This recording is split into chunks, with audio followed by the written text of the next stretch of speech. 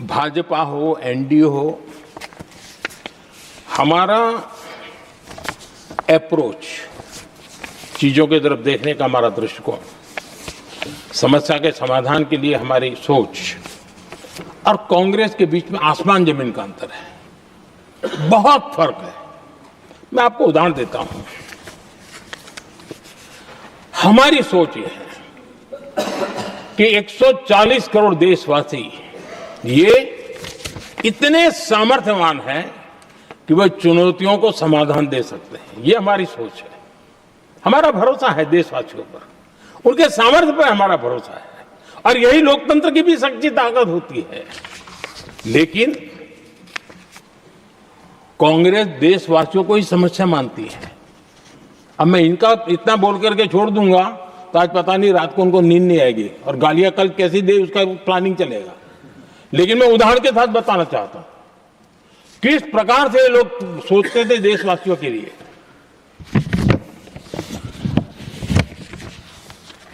देश के लोगों के बारे में नेहरू जी और इंदिरा जी की सोच क्या थी, मैं उसके विषय में बताना चाहता हूं। इंदिरा जी एक बार ईरान गए थे और ईरान में वो भाषण दे रही थी, और उस भाषण में उन्होंने नेहरू जी के साथ जो बातचीत हुई थी उसका उल्लेख किया। खुद ने कहा है, उन्होंने कहा, और मैं जो इंदिरा जी ने कहा था उसको कोट कर रहा हूं, जब किसी ने मेरे पिताजी से पूछा, यानी नेहरू जी से पूछा कि उनके सामने कितनी समस्याएं हैं, तो उन्होंने उत्तर दिया था 35 करोड़। नेहरू जी ने जवाब दिया था कि उनके सामने कितनी समस्याएं हैं, बोले 35 करोड़। उस समय हमारे देश की जनसंख्या थी 35 करोड़। अब आगे देखिए, 35 करोड़ देशवासी नेहरू जी को समस्या लगते थे। ऐसा कोई मुखिया हो सकता है क्या जी? और इस बात का उदाहरण देते हुए इंदिरा जी ने आगे कहा कि आज देश की जनसंख्या 57 करोड़ है, इसलिए मेरी समस्याओं की संख्या भी उतनी ही बड़ी है। यानी पिताजी को 35 करोड़ समस्या वाले देशवासी लगते थे, अब 57 करोड़ उनको समस्या। कोई ऐसा हो सकता है जो अपने ही देशवासियों को समस्या माने? ये फर्क है उनकी सोच और हमारी सोच में, ये फर्क है उनके अप्रोच और हमारे अप्रोच में।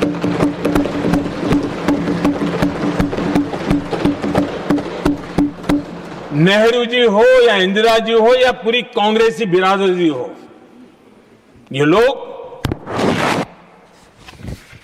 भारत के लोगों को समस्या मानते हैं। आदरणीय सभापति जी, मेरे कई कोटेशन मिलेंगे। मैंने दुनिया के सामने कहा है, देश के सामने कहा है, और कहा है इसलिए नहीं, ये मेरा कन्विक्शन है। अरे चुनौतियां कितनी ही क्यों ना हो, 140 करोड़ समाधान हमारे पास है।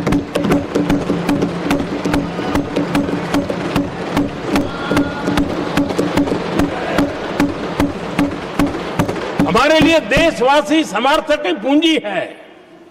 हमारे लिए हर देशवासी भारत का उज्जवल भविष्य का नियंता है, निर्माता है, कर्ता धर्ता है। हम उसको समस्या कैसे कह सकते हैं? ऐसी सोच वाले लोग अपने परिवार का ही भला करेंगे और किसका करेंगे? आदरणीय सभापति जी, देश के लोगों का अपमान करते रहना ये कांग्रेस के स्वभाव में पड़ा हुआ है, उनके संस्कारों में पड़ा हुआ है। कांग्रेस ने बीते दिनों राष्ट्रपति जी का अपमान किया। चुनाव के बाद जिस प्रकार से हमारे राष्ट्रपति जी के लिए शब्द कहे गए हैं, शर्मिंदगी महसूस होती है कि ये कैसे लोग हैं, भारत के राष्ट्रपति के लिए क्या बोल रहे हैं लोग। आदरणीय सभापति जी, कल लोकसभा में भी राष्ट्रपति जी के अभिभाषण पर चर्चा नहीं हो पाई। ये राष्ट्रपति पद, उसका घोर अपमान किया है। उनको संविधान शब्द मुंह में बोलने की अधिकार नहीं रहता है। जो लोग गरीबी से निकली हुई एक महिला, आदिवासी परिवार से आई हुई एक महिला, जब आपने लोकसभा में जो व्यवहार किया है, आपने आदिवासी समाज का अपमान किया है, आपने महिला का अपमान किया है। भारत के सर्वोच्च पद पर विराजमान, संविधान ने जिनको सर्वोच्च पद दिया है, आपने उनका अपमान किया है, आपने संविधान का अपमान किया है।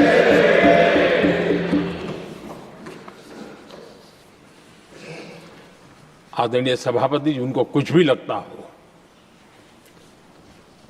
कांग्रेस को ये गुनाह की Honorable members, it is now 6 p.m. If the House agrees, we may sit beyond 6 p.m.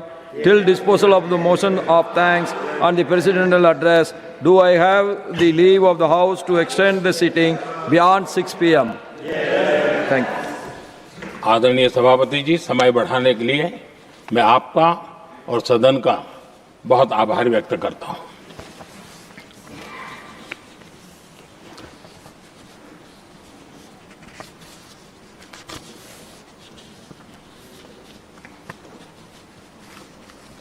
आदरणीय सभापति जी, बड़ी दर्दनाक लोकसभा की घटना है और शायद हताशा, निराशा तो हम समझ सकते हैं, लेकिन इसके लिए देश के पवित्र लोकतंत्र के मंदिर को ही इस रूप में कर देना,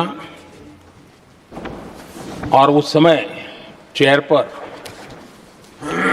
असम के ही हमारे एक माननीय सांसद बैठे थे और उस समय कागज फेंके गए, टेबल पर चढ़ दिया गया। क्या ये नॉर्थ ईस्ट का अपमान नहीं है? क्या असम के नागरिकों का अपमान नहीं है? कल फिर दोबारा किया उन्होंने, और उस समय आंध्र के दलित परिवार का बेटा चेयर पर बैठा था, उसको भी अपमानित किया। यानी आपने नॉर्थ ईस्ट का अपमान, चेयर में बैठा अपमान करो। आंध्र के एक दलित परिवार का बेटा चेयर पर बैठा, उसका अपमान करो। सदन ने इनको काम दिया हुआ है, सबने मिलकर के काम दिया हुआ है, लेकिन वो दलित समाज से आते हैं, इसलिए आप अपमान करते हो।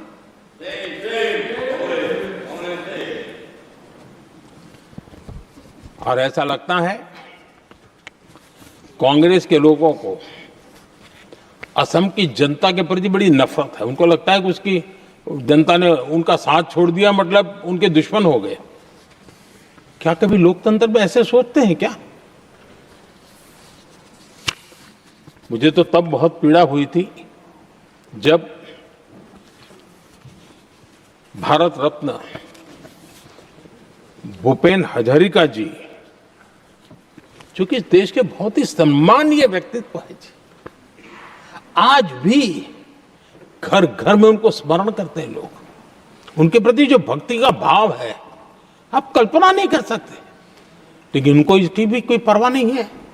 और जिस प्रकार से, और हमारा सौभाग्य था कि हमने भूपेन हजारिका जी के देश के लिए जो उनका योगदान था, नॉर्थ ईस्ट जैसे इलाके से पूरे देश को अपने वाणी से, अपने विचारों से, अपनी अभिव्यक्ति से बांध के रखा था। हमने भारत रत्न देने का निर्णय किया, इस पर भी इनको ऐतराज। और मैं तो हैरान हूं, खड़गे जी अगर होते तो मैं उनकी हाजिरी में कहता ही है, इन्होंने जिस प्रकार से बोला ना भारत रत्न के बाद, वो वीडियो पर उनका चेहरा देखेंगे ना, आपको लगा रहे ये ऐसे लोग हैं, ऐसा व्यवहार करते हैं। और ये कहा, अरे ये तो सिंगर थे। मैं समझता हूं कि एक किसी का भी अपमान करने में कभी भी पीछे नहीं रहते हैं। उन्होंने भूपेन हजारिका जी को भारत रत्न दिया, उसका भी विरोध किया। ये पूरे असम का विरोध है, पूरे देश के कला प्रेमियों का विरोध है। और मुझे पक्का विश्वास है असम कभी भी इस अपमान को भूलने वाला नहीं है।